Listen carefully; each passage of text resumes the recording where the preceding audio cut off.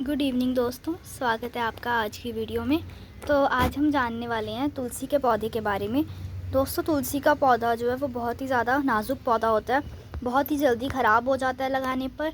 तो लोगों की बहुत ज़्यादा उम्मीद रहती है इस पौधे से, क्योंकि ये बहुत ही अच्छा पौधा है दोस्तों। घर के लिए बहुत ही ज़्यादा अच्छा माना जाता है। अगर हम इसे घर में लगाते हैं तो ये बहुत जल्दी ख़राब भी हो जाता है, लेकिन नाजुक पौधा होता है। सर्दियाँ आते ही इसके सारे पत्ते जो हैं वो झड़ने लग जाते हैं, और गर्मियों में भी दोस्तों इसमें बहुत ज़्यादा फंगस का अटैक हो जाता है कई बारी। तो अभी देख सकते हैं बरसात का मौसम है, अभी भी थोड़ी थोड़ी बारिश जो है वो हो रही है। और दोस्तों ये वाला पौधा लगाने के 6 महीने या साल बाद ही आपका पौधा जो है वो पूरा ख़राब होने लग जाता है। तो हम उसके बारे में बात करने वाले हैं। तो मैं आपको दिखाती हूँ। देखिए, ये वाला पौधा मेरा बहुत साल पुराना है, कम से कम 5 से 6 साल पुराना पौधा है। और आप देख सकते हैं इसकी ग्रोथ जो है वो कितनी अच्छी हो रखी है। तो सबसे मेन रीज़न दोस्तों इसके ख़राब होने का क्या होता है कि इसमें जो बीज बनते हैं वो कोई भी अगर इसमें बहुत ज़्यादा बीज बनते हैं दोस्तों बरसात के मौसम में, तो उससे क्या होता है कि इसकी जो एनर्जी है सारी वो बीज बनाने में लग जाती है, और इसकी जो ग्रोथ है दोस्तों वो रुक जाती है। तो जब भी इसमें आपको कोई भी फूल दिखे दोस्तों, उसे पिंच करके निकाल दें, उसे पकने ना दें पौधे पर। अगर वो पक जाएगा बीज दोस्तों, तो आपके जो सारी पत्तियां नीचे से वो मुरझाकर झड़ जाएंगी और उसमें सिर्फ फूल रह जाएंगे।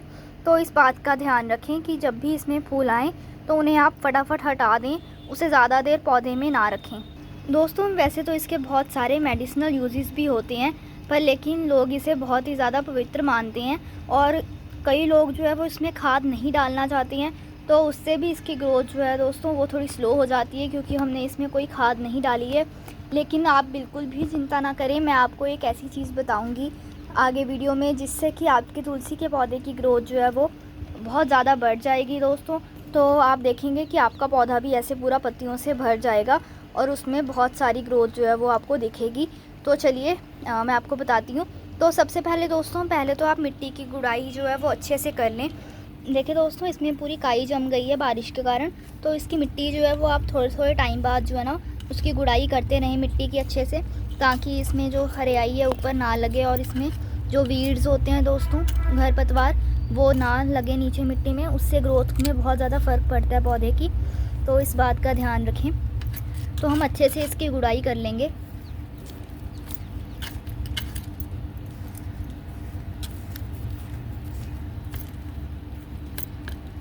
दोस्तों, मैंने अपने पौधे में जो खाद है वो मैं साल में 2 बार डालती हूँ बस। इसमें जब फरवरी मार्च में दोस्तों मैंने इसमें 1 बार डाली थी, और उसके बाद मैंने अभी इसमें रिपीट नहीं की है।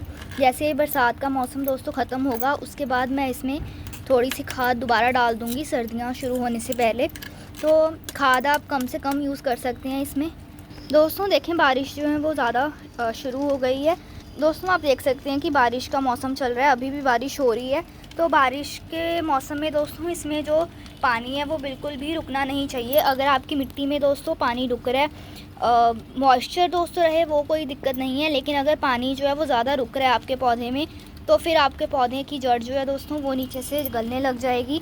तो उससे फंगस का अटैक बहुत जल्दी होता है दोस्तों बरसात के मौसम में। तो इस बात का ध्यान रखें कि आपके पौधे में फंगस का अटैक ना हो। पानी कम से कम दें दोस्तों, जब इसकी मिट्टी जो है वो अच्छी तरह सूख जाए तभी पानी दें। अभी आप देख सकते हैं, अभी इसकी मिट्टी गीली थी और अब फिर से बारिश शुरू हो गई है। तो जब तक इसकी मिट्टी जो है वो आपको अच्छी तरह से सूखी ना दिखे ऊपर से 2 से 3 इंच, तब तक इसमें कोई भी आप पानी ना डालें दोबारा से।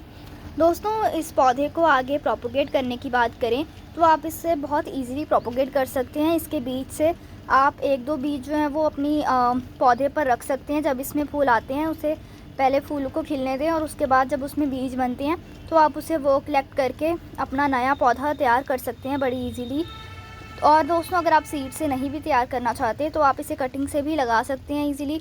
आप कटिंग्स ट्राई कर सकते हैं बरसात में लगाने की, और या फिर फरवरी मार्च का मौसम बेस्ट होता है, आप फरवरी मार्च में ट्राई कर सकते हैं। दोस्तों, जब भी आप अपनी कटिंग लगाते हैं तो उसमें कोकोपीट ज़रूर ऐड करें। और अगर आप दोस्तों कोई ऐसे पौधे की कटिंग लगा रहे हैं जिसे अपने अंदर पानी होल्ड करना पसंद नहीं है, तो उसमें कोकोपीट ना डालें, आप रेतली मिट्टी में अपनी कटिंग लगा सकते हैं। और अगर दोस्तों आप गुलाब की, तुलसी की, गुड़हल की, या फिर कोई जैसे मिर्च के पौधे की, हरी मिर्च के पौधे की, या मोगरा प्लांट की कटिंग लगा रहे हैं, तो आप इसे अगर रेतली मिट्टी में लगाएंगे तो ज़्यादा बेहतर रिज़ल्ट मिलेंगे आपको। अगर आप इसे गार्डन सॉइल में लगाएंगे इन सब की कटिंग्स को तो इतने ज़्यादा अच्छे रिज़ल्ट नहीं मिलते हैं।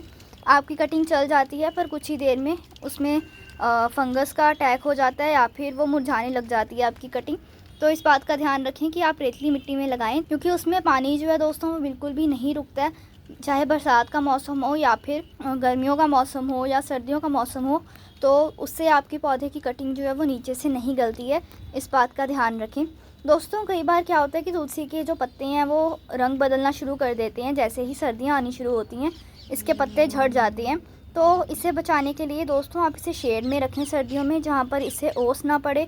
अगर सर्दियों में दोस्तों आपको दिक्कत आ रही है तुलसी के पौधे में और तुलसी का पौधा जो है वो आपका एकदम मुरझाने लग गया है, तो दोस्तों आप बिल्कुल भी चिंता ना करें। जैसे ही फरवरी मार्च का मौसम आता है इसमें दोबारा से पत्तियां आनी शुरू हो जाती हैं। जैसे कि आप देख रहे हैं मेरा पौधा, ये पूरा सर्दियों में सिर्फ इसकी जो नीचे वाली टहनी है दोस्तों वो रह गई थी, इसमें एक भी पत्ता नहीं था।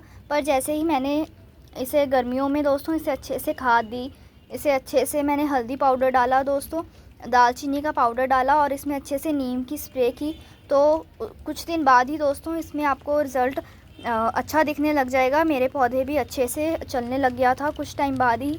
तो आप ये सब चीज़ें ट्राई कर सकती हैं। जैसे ही फरवरी मार्च का मौसम आए तो आपके पौधे दोबारा से अच्छे हो जाएंगे तुलसी के। दोस्तों आप तुलसी के जितने चाहें उतने पौधे घर में लगा सकते हैं। ये बहुत ही अच्छा प्लांट है, मेडिसिनल प्लांट है। दोस्तों बात करें तुलसी के पौधे को गर्मी में हम कहाँ रखें दोस्तों, बरसात में कहाँ रखें, तो हम इन सभी चीज़ों के बारे में बात करने वाले हैं। तो दोस्तों गर्मियों के मौसम में आप इसे पूरी तेज़ गर्मी में रख सकते हैं। इसे गर्मी से इतनी ज़्यादा दिक्कत नहीं होती है। इसे गर्मी पसंद है दोस्तों, तो आप इसे फुल सनलाइट में रख सकते हैं। आप इसमें पानी का ध्यान रखें, जब भी इसमें पानी सूख जाए गर्मी में तो आप उसमें थोड़ी देर बाद चेक करते रहें दोस्तों। अगर आप 2 से 3 दिन इसमें पानी नहीं डालेंगे तो आपका पौधा मुरझा जाएगा। तो दोस्तों आप इसमें गर्मियों में रोज़ पानी डालें ताकि इसकी जो मिट्टी है दोस्तों वो मॉइस्चर उसमें मिट्टी में बना रहे। और दोस्तों अगर आप नहीं पानी डालेंगे इसमें तो उससे क्या होगा कि नीचे में जो दोस्तों इसकी जड़ है उसको पानी नहीं मिलेगा और इसके पत्ते जो हैं वो ऊपर से मुरझाने लग जाएंगे और आपको पौधा जो है वो डल लगेगा दोस्तों देखने में।